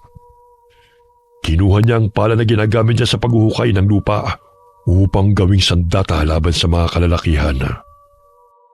Oh, Vincent, bakit ka napahinto sa pagmamaneho? Kailangan na nating madala sa ospital si Larry. Hindi na talaga niya kaya ang sakit ng tiyan at lalamunan niya. Bilisan mo na. Gusto mo talaga ako mamatay na. Aray. May babaeng nakaharang sa harapan natin. Nakakatakot ang itsura niya. Parang aswang. Babae, sinasabi ko na nga ba, sinundan niya tayo, Lynn. Nandito siya. Malakas ang pakiramdam kong nandito ang aking anak at ang mga taong ito ang nagpapahirap sa kanya. Ilang sandali pa'y may narinig silang sunod-sunod na putok na pinakawalan ng isa sa mga tauhan nila dahil nakita nito si Gabriel at ang mga kababaihan na nagtatangkang tumakas. Ngunit binato siya ni Gabriel at tinamaan ito sa noo, dahilan para matumba ito sa lupa. Lintik na batang yon! Itatakas pa ang mga bihag! Sandali, at bababa muna ako. Sagasaan mo na lang ang nakikita mong aswang o mangkukulam man yan. Dahil wala naman akong nakikita. Puro kayo bangag. Tado ka, Gabriel! Ang sakit ng noo ko ah! Aray! Gabriel, siya ba ang anak ko? Nararamdaman kong nandito ang anak ko. Kailangan ko siyang iligtas sa mga taong ito. Ganun na lamang ang takot ni Vincent nang makitang biglang naging itim na usok ang babaeng binangga niya. Nagpalinga-linga pa ito sa paligid, ngunit hindi niya na ito nakita. Nakapasok ng gusali si Alma nang hindi napapansin ng mga kalalakihan. Kitang-kita niya kung paano paghahampasin ni Lina ang binatilyo gamit ang sintro nito. Walang yaka! Sinabi ko na sa'yo na malilintikan ka kapag kinalaban mo kami! ate! Gusto mo siguro ikaw ang isusunod kong ilibing sa hukay, no? Hindi na po ako uulit. Pakiusap ka. Tama na po. Anong tama na? Inuubos mo talaga ang pasensya ko, Gabriel. Ito ang dapat sa'yo para magkanta ka! Tama na yan! Walang kalaban-laban ng bata! Mapanakit ang kamay mong to, kaya dapat nang putulin! Ikaw? Paano mo kami nasundan dito? Bitiwan mo nga ang kamay ko! Unang kita ko pa lang sa inyo. Alam ko nang wala kayong gagawing tama. Matapang lang kayo dahil may mga baril kayo. Etong sa'yo! Aray! Ang braso ko! Ay! Bitiwan mo ako! Pinilipit ni Alma ang braso ni Lina bago niya ito ibinagsak sa sementong sahig. Napabaluktot pa ang babae dahil sa naramdaman nitong sakit. Nagtago si Gabriel nang magpakawala ng putok ang isa sa mga tauhang naroon. Ngunit maliksi itong nailagan ng hindi nila kilalang babae. Nanilisik ang mga mata nito at tila ba'y galit na natuon ang pansin sa taong nagpapaputok. Gusto mo bang maramdaman kung gaano kasakit ang matamaan ng bala?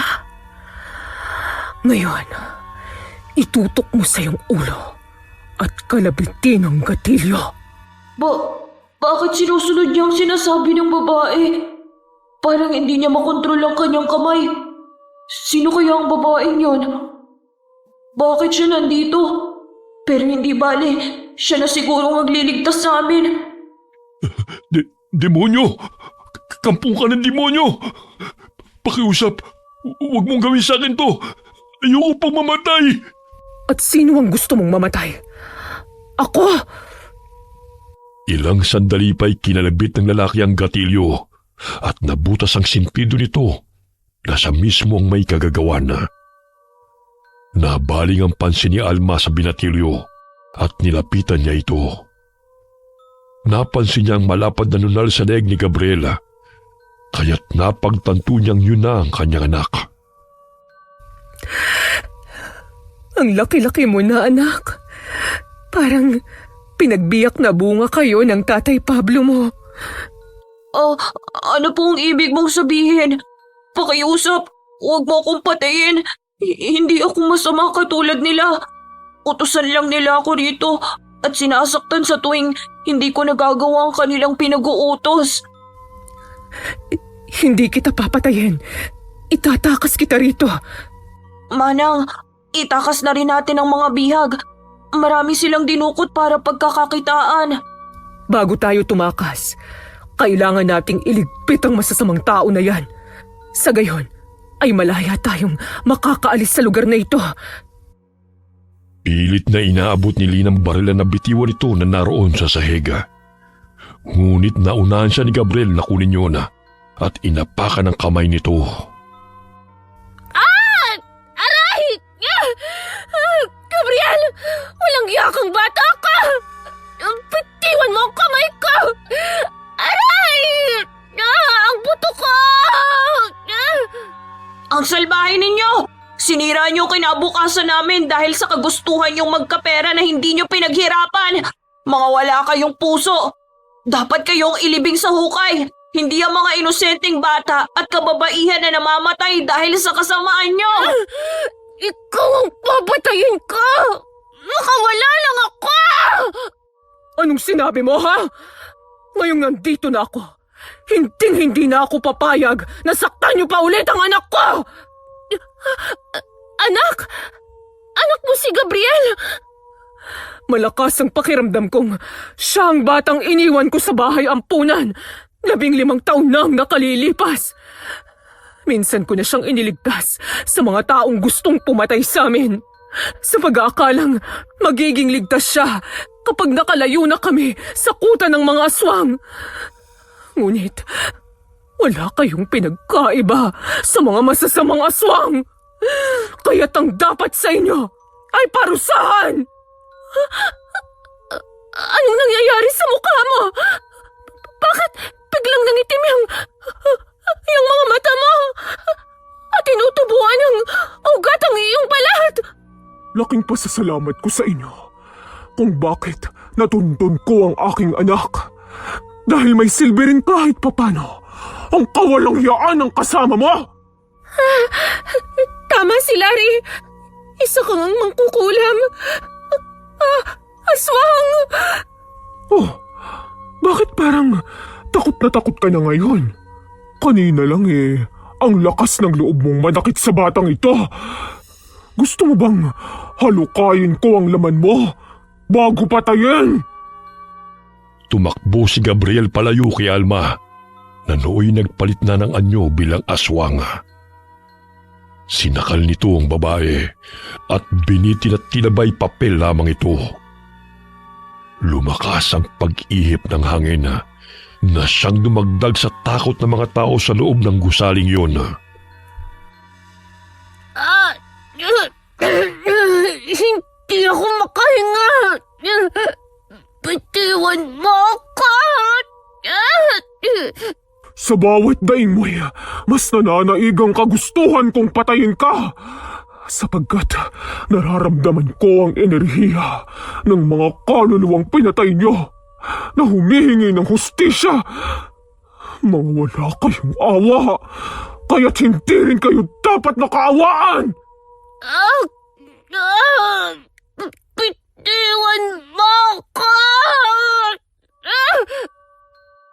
Dahil sa galit ng isang babaeng nandoon kinuha nito ang pala kay Gabriel at umiiyak na pinaghahampas ang ulo ni Lina habang sinasakal ito ni Alma. Hindi ito tumitigil hanggang di nito nababasag ang bungo ng babae. Binitiwan ni Alma ang lupaypay na katawan ni Lina na duguan at tuluyan nang nawalan ng buhay. Hindi nga siya namatay agad sa sakal ng ale. Ngunit namatay naman ito sa tibay ng pala. Ayos ka lang ba riyan, anak? Opo, Manang. Huwag kayong matakot sa akin dahil hindi ko kayo sasaktan. Ang mga walang hiyang taong ito ang gusto kong pahirapan. Inutok ng 2 tauhan ang baril kay Alma, ngunit laking pagtataka ng mga ito na hindi ito pumutok. Nilapitan sila ng babae na nooy galit na nakatingin sa kanila. Gusto nilang tumakbo palayo, ngunit tila namanhid ang mga katawan nila. Nilapitan sila ni Alma. Gamit ang mahaba nitong kuko, ay binutas niya ang tiyan ng mga ito at hinalukay ang laman loob. Hindi siya normal na tao. Aswang nga ba siya? O sinaniban ng mga inilibing namin? Wala kayong karapatan na mabuhay kung mananakit at mga alipin lamang kayo ng mga bata. Ang lakas niya. Ang dali niyang napatay ang mga kalaban. Mabuti na lang at dumating siya. Kung hindi wala na talagang pag-asa na makaalis pa kami rito. Kahit na anong gawin ni Vincent sa sasakyan, ay hindi pa rin ito umaandar. Nagsisisigaw sila ni Larry sa loob ng kotse nang biglang gumalaw ito na tila niyuyugyoga. Ano nangyayari? Paandarin mo na sa sasakyan para makalis na tayo rito. Mamaya mabutan pa tayo ng babae at kung ano pa gawin sa atin. Hindi ko nga mapaandar Walang iya talagang babaeng yun. Pinatay niya ang mga kasama natin, magbabayad siya. Larry, paano tayo makakaalis dito? Papalapit na siya. Mukhang tayo naman ang isusunod niya. Maging sinila'y pinatay ng demonyong yan. Sinong demonyo? Di ba mas masahol pa kayo kaysa sa akin? Bakit bigla ka nalang sumusulpot? Saan ka na naman duwan? Oh, bakit natatakot ka? Kanina akong kutsain at duraan mo ko. Parang ang tapang mo. Ikaw palang may kasalanan kung bakit nandito ang bruhang yan, Larry. Hoy, babae! Kung galit ka kay Larry, siya na lang ang patayin mo. Hindi naman kita inaano Tanga!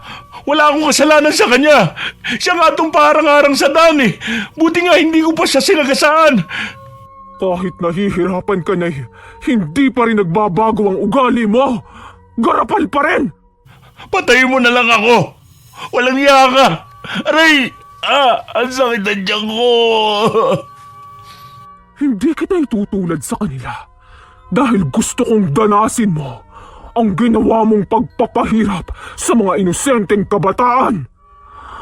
Naramdaman ko na sa iyo nang gagaling ang pinakamalakas na negatibong enerhiya. Kaya ang ibig lang sabihin nun, ikaw ang sobrang nagpapahirap sa kanila, lalo na sa aking anak. Anak? Sino ba ang anak mo? Iuwi mo na at tumalis na kayo rito. Yan ang habang sinasabi ko sa'yo, Larry. Dapat kinikilatis muna yung mga dinudukot natin. Ayan tuloy. May malademonyong nanay ang isa sa mga bihag. Pupukpukin sana ni Vincent ang ulo ng babaeng aswang gamit ang baril. Ngunit laking pagtataka nito na tila ba'y usok lamang naroon at biglang nawawala-wala. Nakita mo yun, Larry? Saan na naman napunta yung babaeng yun? Nawala na naman siya. Parang napupunti na ilaw. Hindi siya pangkaraniwang tao. Buwisit na yun. Pinaglalaruan niya tayo. Oh, bakit natataranta na kayo? Alam niyo bang kayo na lang ang natitirang dalawa? Gusto niyo bang mabuhay o mamatay? Isa lang sa inyo ang bubuhayin ko. Kaya mag-usap na kayo. Bibigyan ko lang kayo ng 1 minuto. Si Vincent na lang ang patay mo. Total marami na yung natikmang babae. Tsaka halos lahat ng bihag. Siya ang nangungunang sumiping. Ako, huwag ka maniwala sa kanya, bruha. Ali. Di ba, sabi mo isa sa mga dinukot naman ni anak mo? Siya ang mastermind ng lahat ng to. Tauhan lang niya kami. Sumusunod lang kami sa mga pinag-uutos niya. Tarantado ka! Ikaw nga tong may ideya sa pandudukot eh! Ilalaglag mo pa ako! Para kayong mga bata na nagtuturuan. Samantalang pareho lang naman kayong mga sakim at walang kasing sama. Alam nyo, pareho ko na lang kayong papatayin. Yun nga lang, pahihirapan ko muna ang isa. At ang isa naman ay papatayin ko ngayon din. Tarantado ka pala eh! Magpakita ka para makuha mo ang hinahanap mo! Huwag kang magtago sa anino, hangin man yan! Ikaw ang duwag! Malakas na binatukan ni Alma si Larry. Dahilan na mabukulan ito nang tumama sa pintuan ng kotse ang kanyang ulo. Namumuro ka na talaga sa akin ha! Magpakita ka! Hindi yung gumagamit ka ng kapangyarihan mo! Huwag mo siyang galitin. Nakita mo naman siguro yung ginawa niya sa mga kasamahan natin. Utuin mo na lang siya. Baka magustuhan ka pa niya kung maglalambing ka. Ulol! Tumahimik ka nga! Huminto ang paggalaw ng sasakyan. Kaya't muling pinaandar ito ni Vincent. Natawa pa ito nang umandar ang sasakyan. Sa wakas ay makakataas na sila ni Larry. Ngunit laking gulat nila nang makita sa salamin ang mga kasamahan nilang bangkay na naliligo sa sariling dugo. Lynn! Ron! Norman! Bakit kayo nandito? Huwag niyo sabihin na pati kayo nagbumulto! Hindi kami pumatay sa inyo! Saan kayo pupunta? Akala ko ba'y sama-sama tayong lahat? Bakit kayo tatakas ng kayo lang? Umalis kayo rito!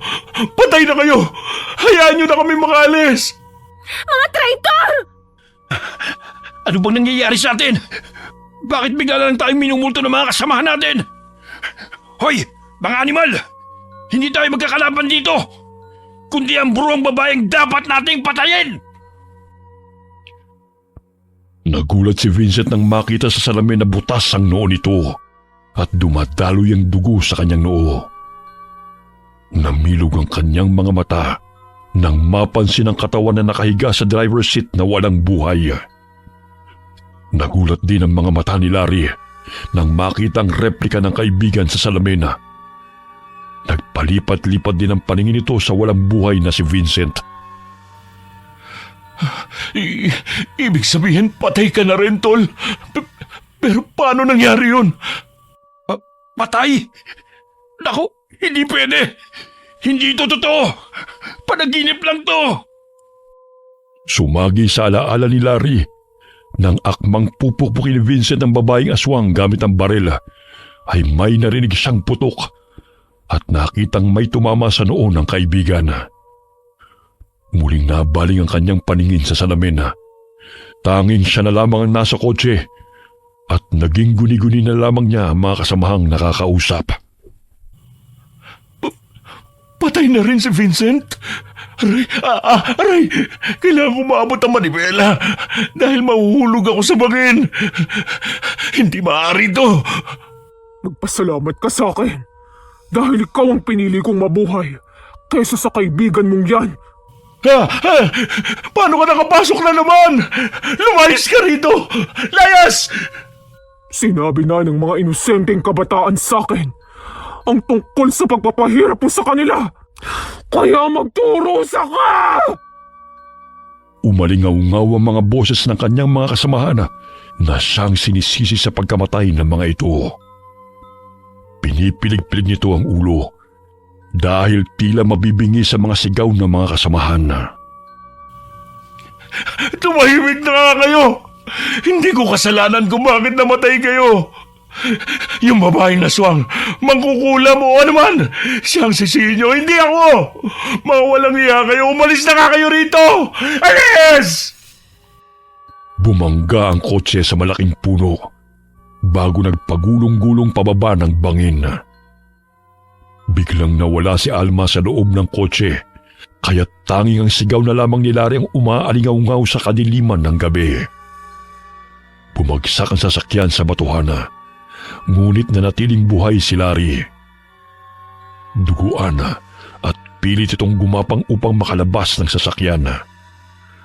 Ngunit laking takot ito nang mapansin na may nakabang sa kanyang paglabas na mga mababangis na hayop.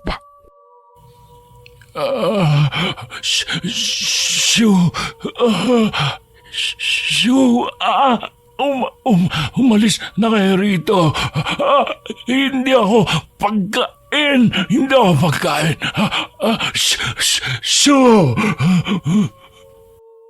Biglang sinakmal ng baboy ramo ang kanyang pisngi at pinag-agawan ng bahagi ng kanyang katawan hanggang sa luray-luray nito ng mga hayop. Ramdam ni Larry ang bawat magbao ng matatalim ng ngipin sa kanyang laman hanggang sa mawalan siya ng buhay.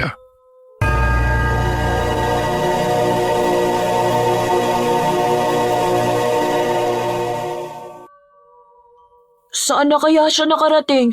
Ayun! May sumabog! Hindi kaya kotse na niya yun? Nahulog siya sa bangin at pinagpiestahan ng mga mababangis na hayop ang kanyang katawan.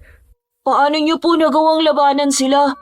Gayong ang dami nila at may mga baril pa. Bago ko sagutin ang iyong katanungan, Gabriel,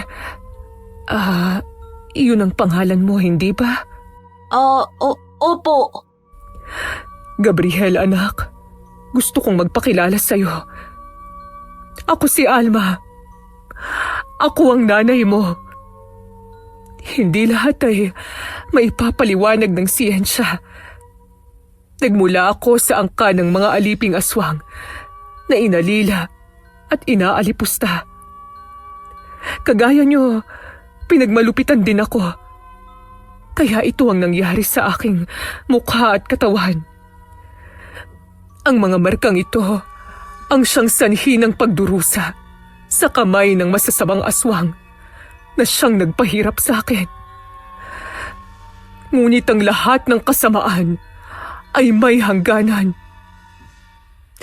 Gabriel, anak ko, bumalik ako rito dahil alam kong kailangan mo ang tulong ko.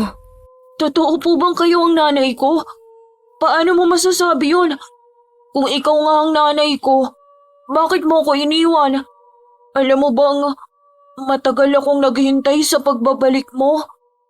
Ayokong magpaampon Dahil baka kapag umalis ako sa bahay ampunan, dumating ka at magkasalisihan tayo. Anak, patawarin mo ako. Ginawa ko yun para sa kaligtasan mo. Alam kong nanganganib ang buhay natin, lalo na ikaw. Kapag nalaman ng mga aswang na hindi ka anak ni Ramon, ay papatayin ka nila. Pilit akong pinakasal sa kanya, kahit labag man sa damdamin ko. Pinapatay nila ang tatay Pablo mo, at ang sarili ko pang ina ang gumawa nun. Kaya hindi rin sila magdadalawang isip na patayin ka. Itinakas kita, anak, hanggang sa mapadpad ako sa bahay ampunan. At doon kita iniwan. Hindi ako nakabalik agad dahil nahuli ako ng mga tauhan ni Ramon. At ang mga peklat na ito ang siyang alaala ng kanilang parusa sa akin. Ayokong maranasan mo ang nangyari sa akin, anak. Walang araw na hindi kita naiisip. Mahal na mahal ko kayo ng tatay Pablo mo. Ang nunal sa iyong batok, ang siyang palatandaan ko na ikaw nga ang sanggol na iniwan ko. Dahil yan ang nag-uugnay sa ating dalawa. Mula pa nang isilang kita, sa tuwing masama ang pakiramdam mo kumikirot din ang nunal ko sa likod. Kaya kita natunton ay dahil lumakas ang iyong enerhiya ngayong kabilugan ng buwan. Magiging aswang rin ba ako katulad ninyo? Anak, nanggaling man ako sa angkan ng mga aswang. Ngunit hindi ako kumakain at humihigop ng laman at dugo ng tao. Maaari kang mamuhay bilang isang normal na tao. Lumaki kang normal, kaya yun ka hanggang sa iyong pagtanda. Nagpapasalamat ako sa matandang babae na kumupkup sa iyo. Dahil sa kanya, nabuhay ka. Pero bakit ka napunta sa mga masasamang tao na yun? Inampun ako ni Sir Gustavo, pero sila rin pamangkin po niya. Nang mamatay si Sir Gustavo, inangkin niya lahat ng pera na sana pampaaral ko. Hanggang sa naging miyembro siya ng sindikato. Sinasaktan niya ako sa tuwing hindi ko nagagawa ang pinag-uutos niya. Labag man sa damdamin ko ang ilibing ang mga bangkay na pinatay nila. Wala akong magawa dahil papatayin din nila ako. Kay lupit nila sa amin. Sa tuwing nagkakamali ako, binubugbog nila ako at hindi pinapakain. Gusto kong itakas ang mga dinukot nila, pero hindi ko po sila kayang iligtas. Dahil maging ang sarili ko hindi ko kayang ipagtanggol. Tahan na, anak. Nandito na si nanay. Magsisimula tayo ng bagong buhay. Pupunan ko ang lahat ng pagkukulang ko sa'yo. Mahal na mahal kita, Gabriel. Araw-araw kong pinagdarasal na makasama at mayakap kitang muli. Ito ang lampin mo noong sanggol ka pa. Dala-dala ko ito dahil sa pamamagitan nito nakakasama kita kahit papaano. Hindi na tayo magkakalayong muli. Umiiyak na niyakap ni Alma ang anak. Humagulgol din si Gabriela dahil sa tagal ng kanyang paghihintay ay binalikan din siya ng kanyang ina. Ringid sa kaalaman ni Larry ay gumamit ng mahikang itim si Alma upang linlangin ang kanilang paningin. na siyang nagdulot ng takot upang matalo sila ng misteryosong babae. Makakalaya na rin kami sa pagmamulupit nila sa amin. Mahigit 5 buwan rin kaming nandito. Bawat araw ay tila ba'y pinaparusahan ang mga bihag na binibenta nila sa kanilang mga kliyente. Kahit mga musmus pa hindi nila pinapalampas kapalit ng salapi. Wala na sila, anak. Magiging maayos na rin ang lahat. Ang mga batang narito ay makakauwi na rin sa kani-kanilang bahay. Tatawag po ako ng pulis para ipaalam ang nangyari, Nay. Saksi ang lahat sa kalupitan ng grupo ni Larry. Hindi na isalba ng salapi ang kanilang buhay. Sila mismo ang siyang pumatay sa kanilang mga sarili. Dahil sa kanilang kasamaan. Nay, maraming salamat po sa inyo. Nang dahil sa inyo'y ligtas na po kami. May ipagpapatuloy na po namin ang aming mga naudlot na pangarap. Babalik po ko sa pag-aaral. Kinuha ni Gabriel ang bag sa tabi ng bangkay ni Lynn. Alam niyang naglalaman yun ng pera at gagamitin niya yun para makapagsimula silang muli. Hinati niya ang pera sa lahat ng bihag na naroon. Napag-alaman nila na pinaghahanap na rin ng mga kapulisan ng grupo ni Larry. Dahil may nakakita sa mga ito nang dukutin ng mga ito ang isang estudyante. Itinuro ni Gabriel kung saan inilibing ang mga bangkay na namatay. Patawarin niyo po ako. Pinilit nila akong ilibing ang mga bangkay dyan. Ang latay sa likod ko ang siyang patunay ng aking paglabag sa kanilang pinag-uutos. Anak, biktima ka rin nila. Kaya wag mong sisisihin ang sarili mo. Araw-araw kong pinagdadasal ang mga inilibing ko rito. Naririnig ko ang pagmamakaawa nila. Sana manahimik na sila ngayong natagpuan na sila ng mga pulis. Sigurado akong matatahimik na rin sila, anak. Isa kang matapang na bata. Akalain mo, nakayanan mo ang pambubugbog nila sa'yo. Nay, kung nabubuhay lang si Sir Gustavo, natitiyak akong magiging masaya siya dahil nagkita na tayo. Pangako, Nay, mag-aaral ako na mabuti upang makaahon tayo sa hirap. Sa gayon hindi na tayo aalilain ng mga taong mapanghusga. Matapos ang tagpong yun, ay inihatid ng mga pulis sa mga biktima.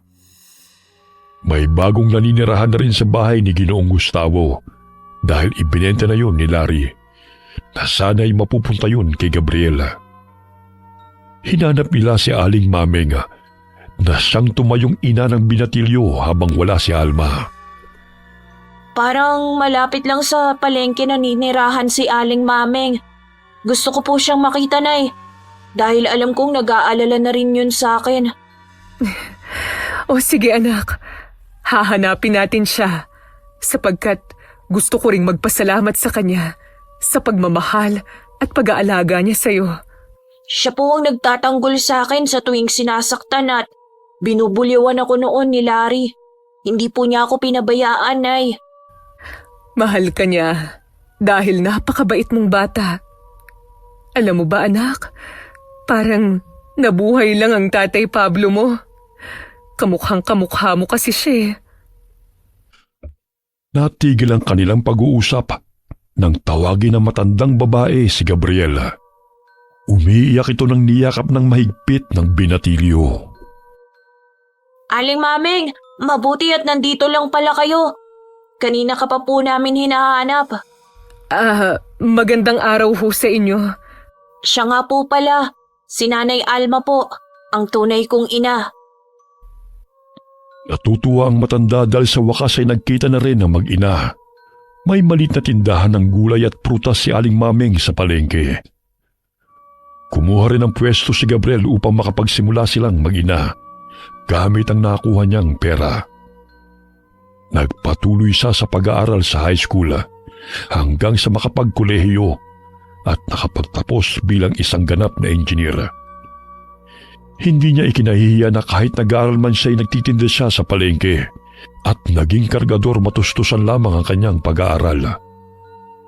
Halos walang pagsidla ng tuwa si Aling Maming at Aling Alma nang umakyat sa entablado si Gabriel at nakatanggap ng parangal bilang huwarang estudyante.